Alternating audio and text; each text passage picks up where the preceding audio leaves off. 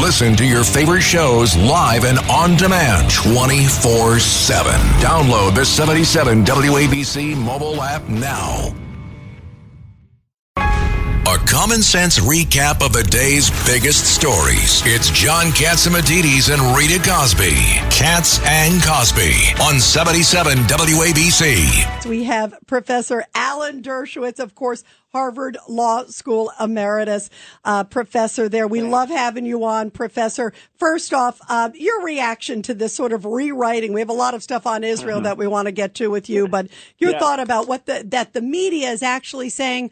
Oh, yeah, no, you're right. She wasn't the borders, or when they even reported it themselves. Yeah, well, I experienced that personally. I went to Moscow with Telford Taylor to defend dissidents back in the 1970s, and Telford Taylor was the chief prosecutor at Nuremberg, and we went together, Telford and I did, and saw a picture that they had hanging in the Soviet Union of the lawyers at Nuremberg, and there was a blank where he was.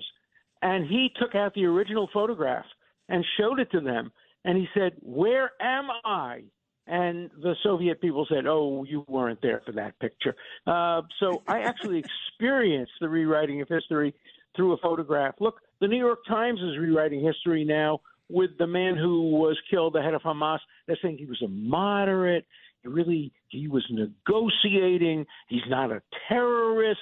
They practically were sitting Shiva over this guy for being killed. I mean, these are guys, the guy from Hezbollah, who Americans had a $5 million bounty. I don't know who's going to get the money, but $5 million bounty to kill this guy because he had killed 320 the Marine barracks. Marines in the Marine barracks in Lebanon. and other Americans in Iraq and others. And so, we should all be cheering that these murderers and terrorists who kill children are no longer able to do this killing. And yet today I saw articles in the paper saying, oh, Israelis are cheering too loud. Don't they believe in the value of life? Yeah, I believe in the value of life. That's why I want these guys dead, because I believe in the value of life, because they take life if they're alive. So I think it was a great thing that Israel used targeted assassination. The other double standard is that many opponents of Israel said, oh, don't go into Gaza, don't send troops, just use targeted assassination. Go after the leaders, they were saying. Now they go after the leaders. Oh, no, you shouldn't go after the leaders. That's assassination, and that's illegal. You have to defend yourself, and you have to defend yourself by all reasonable means, consistent with the rule of law, and killing combatant terrorist leaders are consistent with the rule of law. Alan, they also took out a leader of the Revolutionary Guards in Syria, one of the top commanders there as well. So you really have a trifecta there. Don't you think that Israel is sending out a message? Yes. I think the message is very powerful. If you kill our children, if you kill our people on October 7th, you will not survive. It was the same message that was sent out during the Olympics in the 1970s. Golda Meir said, I want every single person who killed an Israeli Olympic dead. And they all but one ended up dead. And that has to happen. That message has to be sent to the leaders. We have an organization called Heard a Jew, We Sue You. That's writ small. Israel has a whole country that says you hurt a Jew, you hit a Jew, you attack a Jew, you kill a Jewish child, we will kill you. And there's a rumor now, as you know, that the guy in Tehran was killed along with a woman. And the rumor that has been circulated around is that it was his mistress, and that he was in bed with his mistress when he was killed. I don't think that matters, but the important thing is that he was killed. Professor, I understand there's a third one. Billionaire. Yeah. I understand there might be a third person that was killed in the last 72 hours. The Revolutionary Guard leader in Syria. Yeah. And remember, too, the United States killed Soleimani. A targeted assassination is good because it doesn't kill innocent people. It targets the precise person. In this case, they hit a drone or maybe from a submarine or maybe they had a hit squad. We don't know what it was exactly, but they targeted them exactly. There were no civilian casualties. The world should bless Israel for that. There have to be civilian casualties when they hide these terrorists among civilians, but to the extent that Israel could do it without killing civilians, that's so much better. So I think Israel deserves tremendous kudos, tremendous applause. The IDF, the intelligence services, the Mossad. I'm friendly with the head of the Israeli Mossad, David Bernea. He's a wonderful, wonderful man, a former businessman who became head of the Mossad. He's now in Rome and in Qatar, trying hard to bring about an end of the hostilities and a return of the hostages. And Israel is lucky that it has, great leaders. You can be critical of particular leaders. I am, certainly of Ben-Gvir and Smotrich and others on the extreme right.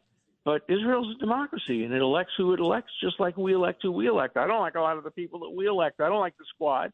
I don't like Elizabeth Warren, but, she was elected by my colleagues in Massachusetts. The one thing the American people don't realize, because the kids that were killed were not even Israeli kids. I understand they were Arab kids.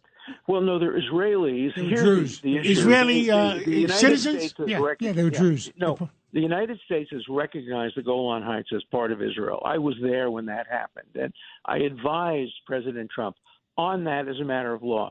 So the United States recognizes the Golan Heights, and therefore the Druze. Now, some of them have chosen to be citizens of Israel. Some have decided to maintain their Syrian citizenship. Some are without citizenship at all. But it doesn't matter. Israel regards them as within the protection of Israel. They were Israelis. The Jews say, "Oh, forgive." The terrorists say, "Forgive us. We didn't mean to kill Druze. We meant to kill Jews." And as if that would have been better if they had killed 12 Jewish kids instead of 12 Muslim Druze kids. But it doesn't matter.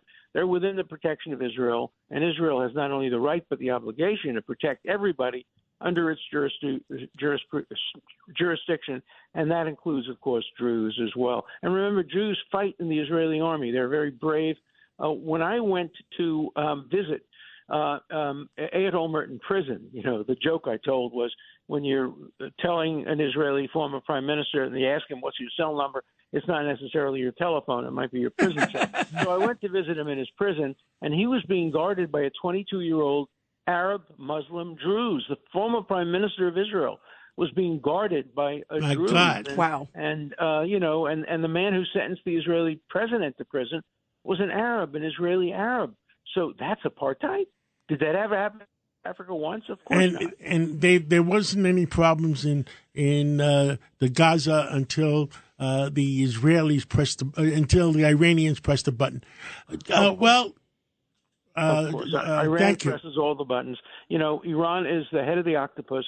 The tentacles of the octopus are being attacked, but ultimately Iran has to be held responsible. Thank you so much, Professor, and we'll catch up again real soon, hopefully again I hope so. this week, because we got to tell the American people the truth. Good.